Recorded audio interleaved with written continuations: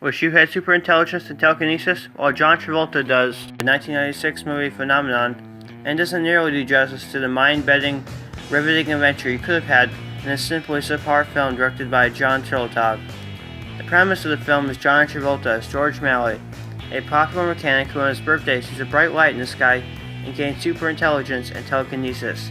After that, his life changes as his friends view him differently, and the way he views life becomes different as he sees more value in it and has a greater thirst to learn than he ever did before. Perhaps the movie tries too hard to be intellectual when it really doesn't even know what it is in the first place to begin with. In any regard, the picture does have entertaining aspects to be enjoyed throughout the film, regardless of its mountain of flaws in the script. John Travolta effectively brings to life the character of a popular mechanic in a small town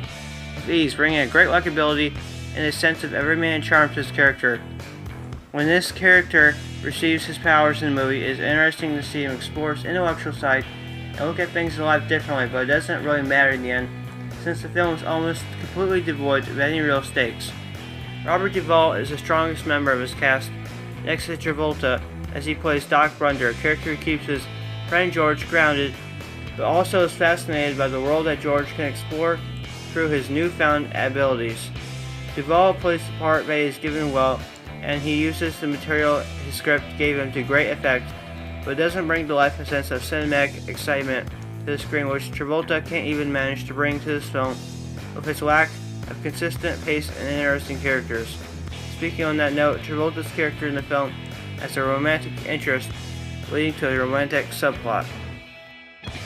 It's certainly a dull experience to be lived through, as the chemistry between Travolta and Lace Penniman, who plays Kyra Sedgwick, is virtually non-existent and doesn't do much to help engage the audience into the story.